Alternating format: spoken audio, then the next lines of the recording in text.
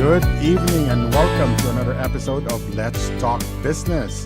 Whether you're listening to our show via the PHLV app, Spotify, watching it in Facebook or YouTube, thank you very much for tuning into the show. Thank you again to Magnolia Magad, who our first guest for our restaurant month. Great insight on how she and her partner really preserved their dream, followed it, and executed it, which is now, of course, truffles and bacon. We have another special guest tonight, but first, let's talk about creating excitement around your business. Why is this so important? Simple answer, excitement fosters engagement. One of the most important part of the business is customer experience. It is what separates you from your competitor and what builds your brand. Excitement is a precursor on what is to come if you become a customer. A customer who buys into the hype is more likely to engage with your branding. So how do we do this? How do we create excitement? First, explain how your product or service changed lives.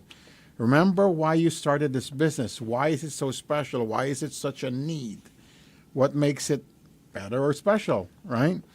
Remember your demographic. What's important to them? There's usually two things when you start a business, right? Is it a need? Is it a luxury? Is it something that people would want? So, and then you kind of go from there. Number two, target market. Know your audience. What type of media channels? It's better to research them. Are they mostly social media? Great example was Magnolia last week. She talked about how social media really helped her launch truffles and bacon. The power of Yelp. If you're a restaurant, knowing that people now, that's how they look for restaurants. They look for reviews on Yelp. Being educated on what's important with your demographics. So really, target market number two. Number three, get the right influencers. We've talked about this before. Vicky Vegas came on board. Remember, we talked about getting the right influencer to reach your target demographic. Again, that goes back to knowing your audience. And now, influencers could be bloggers, public figures, politicians, or journalists. Number four, create a web page with a sign-up form. So pre-launch where you can send reminders and hype material, make it user-friendly, and only request the necessary information. You know who's really good at doing this? Auto dealers, right? Or car makers, I should say. They'll come up with a new car. It's so beautiful. You want to know more? Okay, sign up, right? And then they start sending you updates on what's going on. Tom Brady just releases a clothing line. That's exactly how he did it. Months before the clothing line release, they would start giving you emails about Brady, the clothing line. Have contests or giveaways. Get customers involved. Branding a logo, for example. Years ago, I used to live in Cerritos, and they sold the concept that we should have public transportation. That's just for the city of Cerritos. They did a naming contest on it. So many people sent in entries, and sure enough, the simplest one won. Cow, Cerritos on Wheels was the winner. Unbelievable, but the hype around it was great. Track and analyze. Track results on marketing on your delivery system. Track client satisfaction, right? It's always good to have data. That's the old saying, data is power, right? So the more you know about your delivery system, about how your followers are reacting to it, then the better it is. You can tweak, you can adjust how you deliver or your product. And then lastly, keep your audience in suspense. Just give enough to pique the interest, but then, you kind of hold back a little bit so you're sure that they'll be back there for the big reveal. Now, there's also a social media component to it that can really help you build excitement. A lot of it is pretty much the same as what I've talked about, but some that's not, create a hashtag. Creating a hashtag, you can reach a lot of different people. Get creative using social media with as far as promo deals is concerned, right? tell a story through your social media. We had a Tea and Whisk, for example, the tea place. They use Instagram all the time to talk about different kinds of teas, or what type of tea, why is this good. Give a sneak peek. I just talked about the Brady brand. That's a good way. Or Audi does that all the time, or any car maker for that matter. How about this one? Team up with local artists or businesses. A good example for this, actually, believe it or not, is an association. There's a Vietnamese association that does their Moon Festival every year. What do? They engage CCSD students on a contest for the best art for the half moon or the half year Moon Festival. And a lot of students submit entries. It's crazy. Then of course, when they have the event, the parents of the students that have been picked come, or the finalists, right? Have a giveaway. We talked about that. And of course, video teasers. All right. So there you go. Create an excitement. So let's take our quick break. When we come back, we'll bring in our guest for tonight. Let's take a break.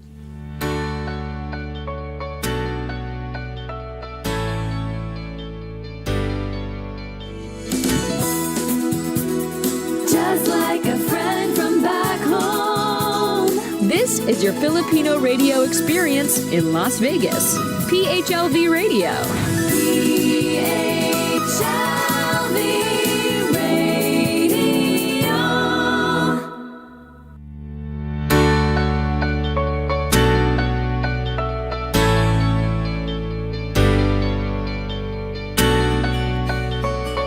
Welcome back. All right, I'm so excited for our second guest of the month.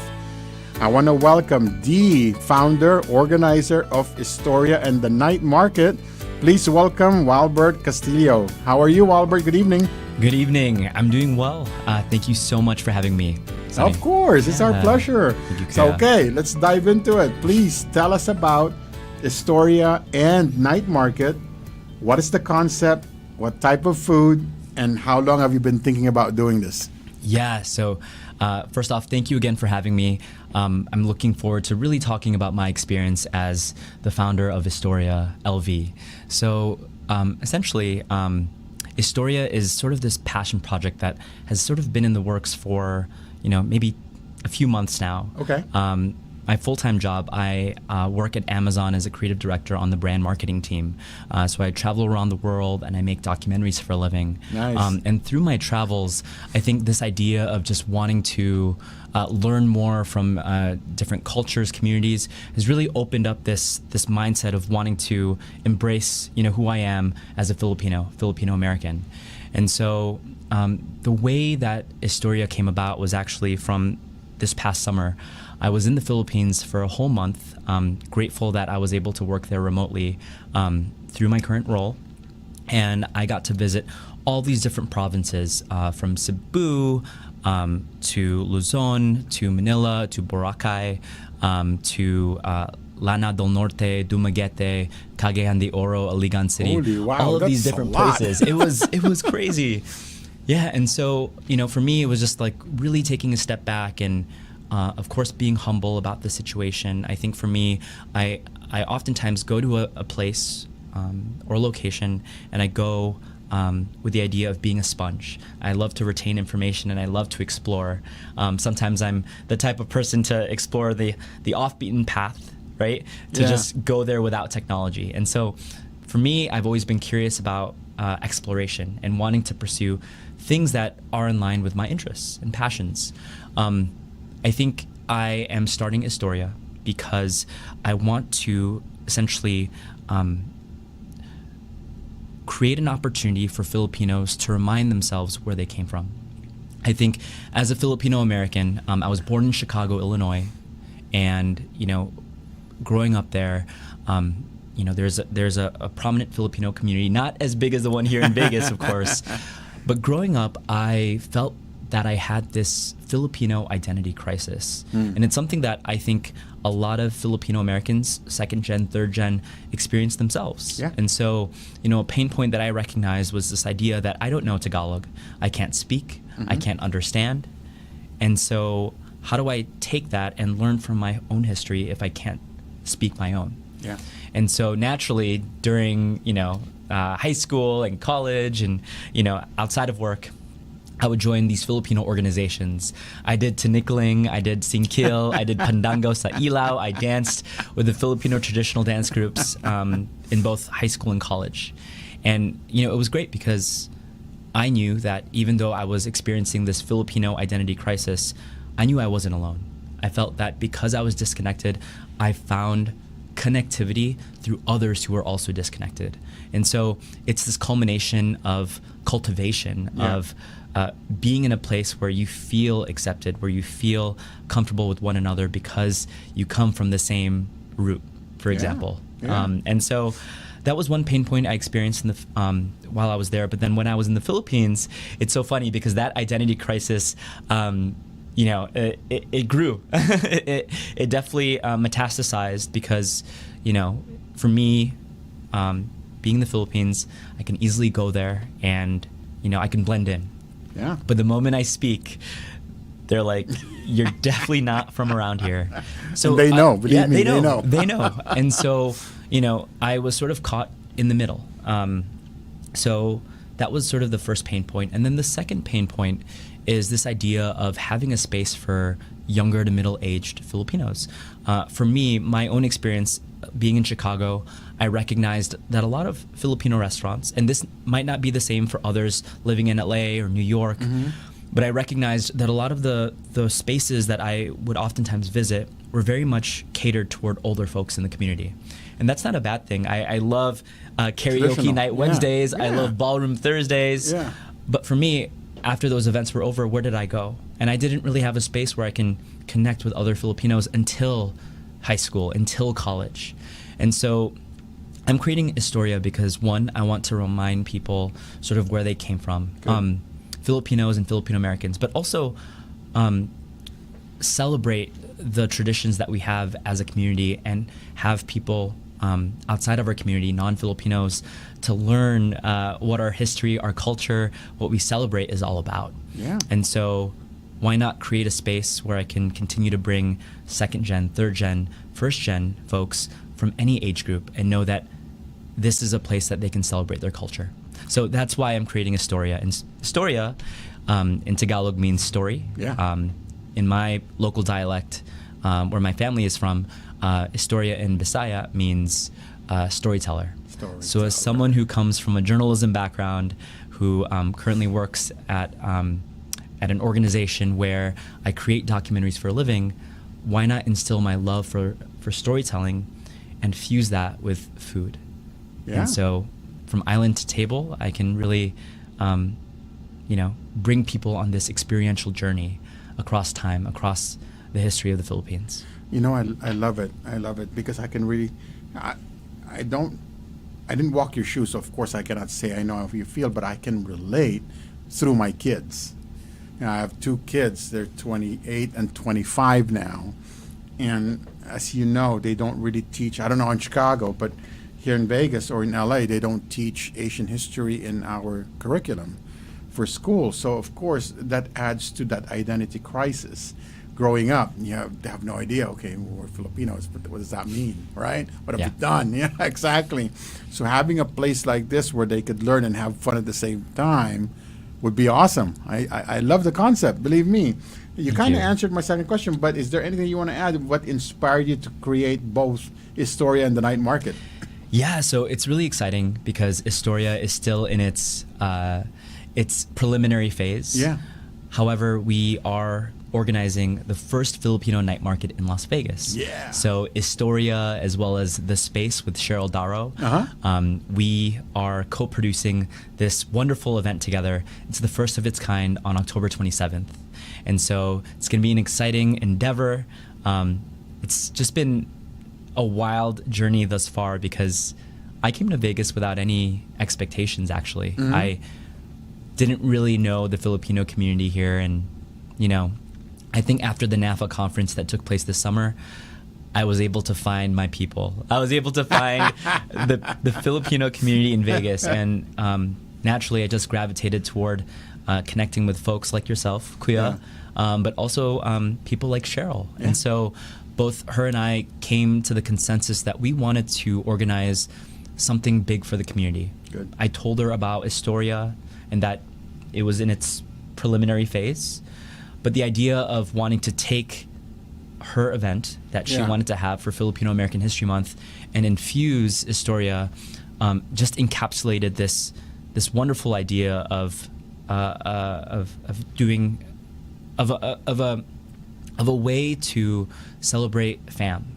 And so it's exciting. So it's October 27th from 6 to 11:30 p.m. 6 p.m. to 7 p.m.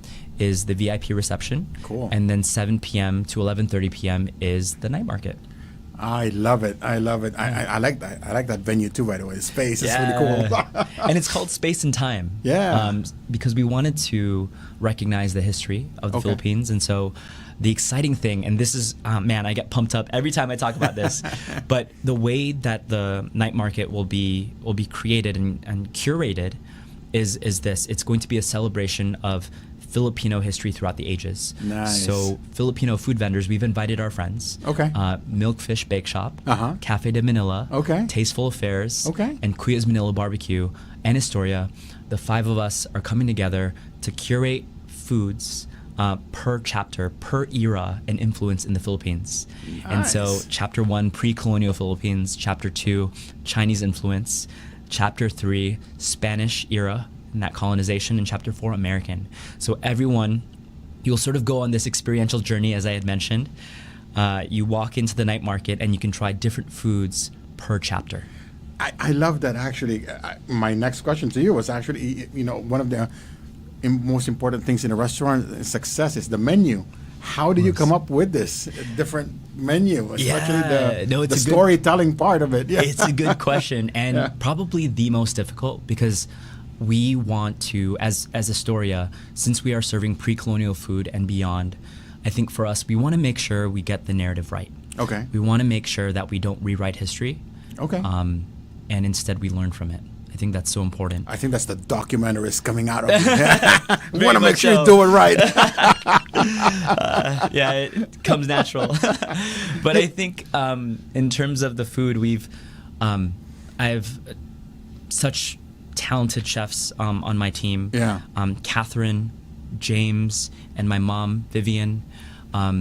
They are all inspired by Astoria's mission, and they want to essentially create and curate the foods that we feel are relevant to that chapter. Okay. And so one of the things that we've done as a team is talk to Filipino historians, as well as chefs in the Philippines. I think for us, we really wanted to take an opportunity of doing our due diligence.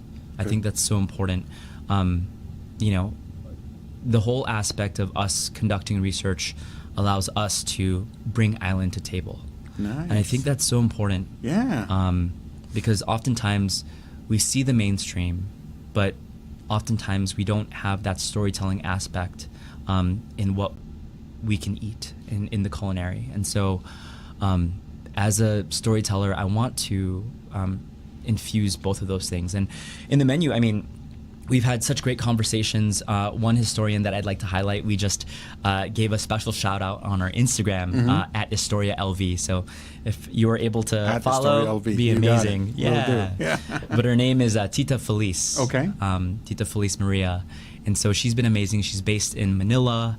And so she is connected with Ayala, that museum there. And Okay. she's done so much, not only for the culinary, but for the arts. And she's an award-winning author. But we've had her as a sort of advisor throughout this. Nice. We've taken some foods. She's given us ingredients. We've done our research.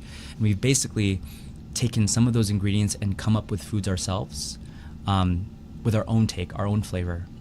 And so we've presented these dishes to her, and she's given us some feedback. So it's been a very inspiring journey. But this is the first time I'm actually announcing the Historia menu for the night market. So Yeah. I think it's going to be exciting. Well, So, thank you. Yeah. I'm glad that you could thank you, do our Kia, show. for having us. Yeah. So the pre-colonial dishes, we're serving 6 actually. So 6 dishes stemmed from pre-colonial. And so Okay. the first dish is a kamote dish. Kamote, okay. Yeah. Honey was a prevalent sort of ingredient that actually took place in pre-colonial Philippines. So we wanted to take our love for sort of pili nuts, honey, coconut, and then infuse that with a kamote dish that we know and love today. Okay. The second dish is sort of this wild poultry inasal. Okay. Yeah, and so Filipinos in pre-colonial times, they used to eat things raw, but they also ate things over wood fire, wood fire, as well as implementing coal in one way or the other. So inasal actually means cooking it over wood fire. Yes. I've always wondered about Yeah. that. I'm like, Yeah, okay, yeah. gotcha. Yeah. And there's of course many different variations. I think oftentimes people recognize grilled with inasal, right? Gotcha. But then I think the idea of cooking it over wood fire or coal had transpired from that era into what we know today. And so the modern day inasal has different types of marinade. We really wanted to stick and try to find an opportunity to take our own flavor and our own spin with that dish. Cool. Yeah. The third dish that we're implementing is it's funny. This is one of my favorites. It's paksio over millet. Okay. And so it's funny because chicken adobo, actually, the idea and the basis for cooking chicken adobo was fundamental to pre-colonial Philippines, but they never called it chicken adobo until the Spanish arrived. So before the Spanish arrived, it was more of a paksio. And so that's what we're doing. We're staying true to the origin story. And millet is so crazy, but Filipinos used to eat over millet. So the way it looks, it almost looks like bird seeds when you see it and you buy it from the store. Okay. But then when you cook it, it expands and it becomes like this grain-like texture, almost like rice, I see. if you may. Okay. And so we're doing a paksio floss over millet. Okay. That'll be exciting. All right. And I think that was 3. The Yeah. fourth dish is kanilaw. Okay. So we're going to do yeah. a different take on kanilaw. As I had mentioned previously, Filipinos used to eat things raw. Yeah. So we definitely want to bring that back. I know that is a very fundamental dish that we have in the Philippines. But how do we infuse that with the traditional modern Filipino? And so that is sort of the direction that we're going to take there with that dish. Cool. The fifth dish. Oh man, this is exciting. I'm like salivating right now. I know you're making me hungry. Yeah. Right. The fifth dish is sort of a sun-dried beef jerky. Okay. I'm butchering the word casajos. Casajos. Yeah. I think that's the right word. Yeah. Okay. Phew. I'm doing my research. But a lot of Filipinos, they used to sun-dry a lot of their meats, whether that was seafood, whether that was beef, whether that was pork, out in the sun. They didn't really preserve a lot of the ingredients or foods because they didn't have a fridge, right? So they found many ways of cooking things the day of catching, if that makes sense. So Yeah. sun drying was just like this this technique that they used to be able to save the food, if anything. So beef jerky is the fifth dish. Cool. And then the sixth dish is my mom's dish, actually. Okay. So she's going to be making budbud suman. Ooh. And so, yeah, it's going to be Okay. interesting. Yeah, it's a wild rice sort of suman sort of take on the dish. And so Is it it'll be wrapped sweet in or- banana leaves. Yeah. The sweet. There's going to be latik over Okay. it, so like a caramel sort Yeah, of yeah. drizzle. Uh-huh. So we'll have that on top, and then we'll serve the budbud as is. So it's exciting. So this Oh boy, 6 you're really dishes. making me hungry. Yeah.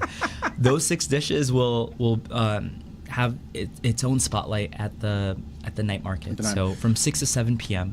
Okay. And then we're also bringing our friends at Milkfish Bake Shop to also introduce a pre-colonial Filipino dish as well from 6 to 7. So I'm really trying to push everyone to the VIP because That sounds good. the night market will only have 3 of those dishes that I had mentioned. I see.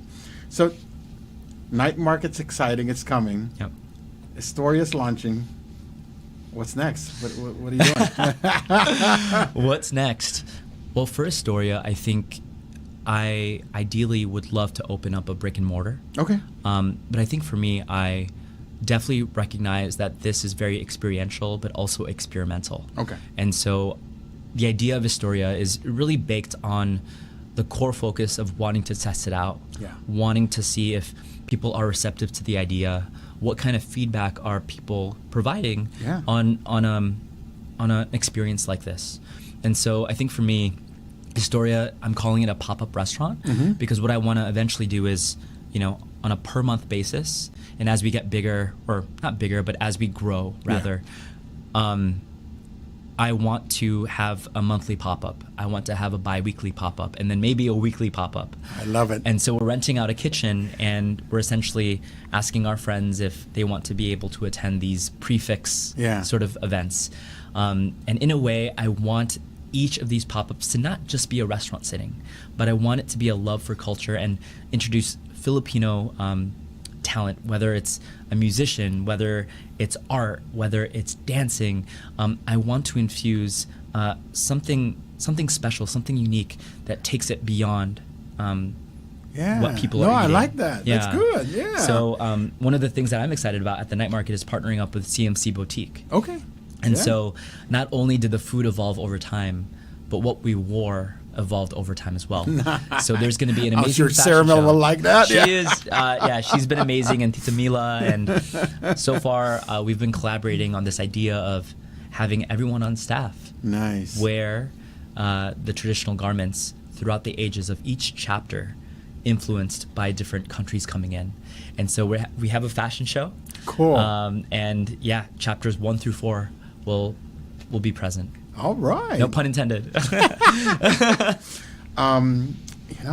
really exciting. No, Yeah. that's really, really exciting. I like Thank it. you. You know what you're doing? You're creating excitement. There you go. Yeah, no, creating the hype. That's what we got to do. All right. Per your advice earlier on the show. For young entrepreneurs, and you are an entrepreneur. Am I? What's your advice now that you're going through this? I'm sure you're facing challenges and knocking them out of the way. Yeah. Yeah, I think it's important to give yourself you time. Okay. And oftentimes we get so busy amidst the masses, right? But I think it's very important that, if you're looking to pursue your own endeavor, give yourself time to relax and just give yourself some you time. I think that's important. As I am pursuing this road to becoming an entrepreneur, which I already, from the start of it looks like I'm already here. I am also juggling a lot of priorities in life as well. And so I think for me, it's how do you multi-manage, how do you multitask all of the things that you have, and really create a checklist. Yeah. I think that's important for me. One of the key advices that I would take and I would do or say is that use your reminders app on your phone or use your notes app on your phone and just really cross off, write down all the things that you need to do that day and then cross off as needed. Yeah. You don't have to tackle that whole list all at once. You can do it one at a time. And I think that's so important. Another thing too is, so the first key advice is giving yourself you time. Sure. Number 2 is writing a checklist, checking it twice, right? Oh yeah, definitely. I still do. Yeah, of course. And then the third, I think one of the things that I've really latched onto is this idea of how passionate I am. Okay.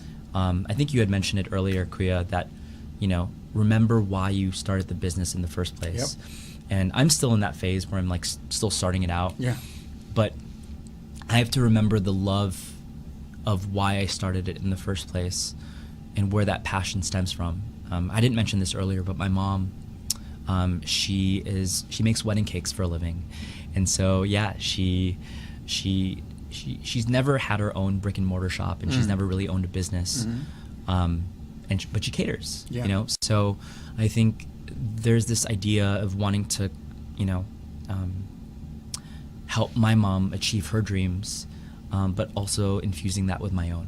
And Nice. I think that's where I get that creative. My dad is very much on the other side of the brain. He's like an engineer, and then my mom is like wedding cake decorator and designer. But the creative side has always been a part of me. And so how do I take the best of both worlds and infuse this storytelling aspect with what she does so talentedly, I don't know if that's a word, with her talents in the culinary. And so that's something that I've wanted to do. And then this Filipino identity crisis. So all of these like elements and factors have really come about, out of the woodshed, and sort of, they've amalgamated into this sort of thing where I know what's in front of me, and I know what's there. I think it's important to love what you do, and I agree. It's so important. It's that drive, and one thing too is just having conversations with folks to connect with the community, and being open to feedback. I think that's so important. Oftentimes, and that's why the whole idea of this restaurant or Historia is a pop-up, because I'm, like I said earlier, I'm a sponge. I want to hear what people have to say. Good. I love it. And everything is what is it? MVP, minimum viable product. Keep it low fidelity, and so build off of that. Good. Good. That's awesome. All right, I'm going to give you the last word. Tell us again. Night market. Give us a time and tell us where. Yes. So the first Filipino night market in Las Vegas, it is happening at the Space, LV, right behind Aria. And so that will be on a Thursday evening. General admission tickets are $20. That will include performances by ABS-CBN. We're also collaborating with NAFA, One Down Media, Kumu, CMC Boutique, Sendwave, all these different partners, and Kasama Rum. They're all going to be there, all present. They're good, by the way. Yeah, so good. Yeah. And specialty cocktails inspired by pre-colonial as well. Okay. With Kasama in partnership. So that's a really exciting endeavor. So paying the $20 admission fee to go in, you can get access to food trucks, the performances, and then just access to the overall general space. If you're a student, if you bring your ID, it's half off general admission. For those who have a tita or tito, if you buy your own general admission ticket, you can bring in your tita or tito in for free. Oh, wow. Okay. So if they're over the age of 65 and you purchase a ticket, feel free to bring them in. Nice. And so $50 is the next sort of tier for the night market. Okay. That's the curated fine dining, sort of all you can eat while supplies last, of course. Okay. At the night market, and so that'll be sort of an experiential journey of food through the ages from all of the different 5 vendors that I had talked about. Awesome. It's that flat fee, and you can gain access to the night market. Cool. And then the last tier itself is VIP admission. Okay. So $150 for a slew of many things. From 6 to 7 p.m. That's the VIP sort of reception. And then we'll also have a VIP section blocked off in this space as well.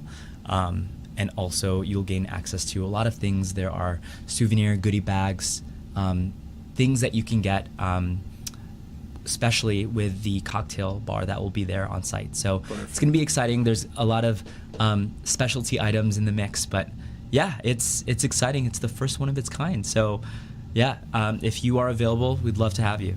Awesome. Well, we'll see you there. So that is our show for tonight. Walbert, thank you again for coming in. It's really been a pleasure. And we'll see you at the night market. Yeah, thank you, Kia. See you there. All right, take care. Good night, everyone.